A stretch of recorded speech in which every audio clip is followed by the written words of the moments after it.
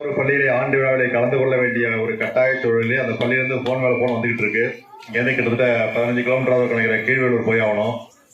அங்கேயும் போய் 1 மணிக்குள்ள அந்த விழாவை நிறைவு செய்ய வேண்டும். அதிலும் கலந்து கொண்டு இது போன்ற பரிசளிப்பை தர வேண்டும் என்கிற ஒரு இக்கட்டான சூழல் தான் நான் முதலிலே பேசிவிட்டு உங்களிடம் விடைபெறலாம் என்று கருதுகின்றேன்.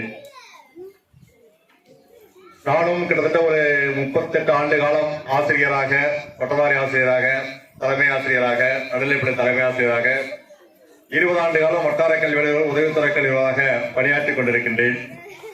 பல்வேறு விழாக்களுக்கு ஒரு ஆண்டுக்கு எப்படியும் குறைந்தபட்சம் ஒரு 40, 50, 60 விழாக்களுக்கு குறையாமல் ஆண்டு விழாக்களிலே பங்கு பெறுவதுண்டு, கலந்து கொள்வதுண்டு.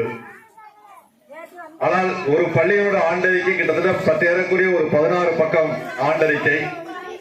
என்னென்னவெல்லாம் அதை கொஞ்சம் விட்டுட்டாங்க. அரசு நலத்திட்டங்கள்லாம் தேர்தல் நடத்தை விதிகளின் காரணமாக பென்சிலால கோடு போட்டு வச்சிருக்காங்க. பார்த்தேன்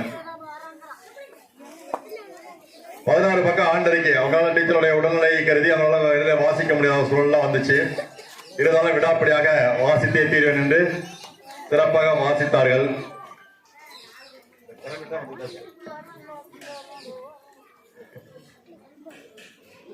அதில் அவர்கள் சுட்டிக்காட்டிய பல்வேறு விஷயங்களை பார்க்கின்ற பொழுது உண்மையிலேயே பிரமிப்பாக இருந்தது. இந்த ஆண்டு விழா என்பது ஓராண்டு காலத்திலே எங்களை நம்பி ஒப்படைத்திருக்கின்ற உங்கள் வீட்டு குழந்தைகளுக்கு நாங்கள் என்னென்னவெல்லாம் கற்று தந்திருக்கின்றோம், என்னென்ன கலைகளை பயிற்றுவித்திருக்கின்றோம், என்னென்ன நிகழ்வுகளுக்கு நாங்கள் மாணவர்களை அழைத்து சென்றிருக்கின்றோம், எந்தெந்த நிகழ்வுகளே மாணவர்கள் பங்கு பெறுகிறார்கள் சொன்னாங்க. திருச்சியில் நடந்த பெருந்திரளனை பற்றி சொன்னாங்க. கிட்டத்தட்ட இந்தியாவில் உள்ள அத்தனை மாநிலங்களிலிருந்தும் அங்க மாணவர்கள் சாரணர்கள் வந்திருந்தார்கள். உலக நாடுகளில் இருந்தெல்லாம் வந்திருந்தார்கள். அதுல நீங்க சொன்னீங்க ஒரு இது சொல்லுவாங்க, இந்தியாவுடைய தென்கோடி கன்னியாகுமரி மலைன்னு சொல்லுவோம். ஆனா அதே பாசிட்டிவா சொல்லணும்னா இந்தியாவுடைய எல்லை இங்குதான் ஆரம்பமாகிறதுன்னு. அவன் கன்னியாகுமரியில போய் நின்று தெக்க பார்க்க நின்றுகிட்டு கடலை பார்த்தா என்ன சொல்லுவான், இதோட இந்தியா முடிஞ்சு போச்சுப்போம். அப்படியே திரும்பி இந்த பக்கம் திரும்பினா இந்தியா இங்கதான் ஆரம்பமாகிறது அப்படின்னு சொல்லுவோம்.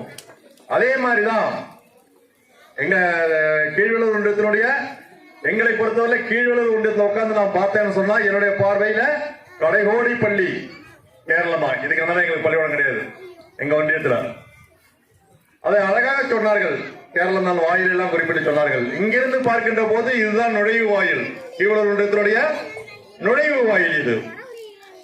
அந்த நுழைவாயில ஒரு குக்கிராமத்தில் இருந்து ஒரு மாணவன் திருச்சியில் நடைபெறுகின்ற அந்த அகில உலக அளவில் நடைபெறுகின்ற அந்த பெருந்திரளில் ஒரு பள்ளி மாணவன் கலந்து கொள்கிறான் என்று சொன்னால்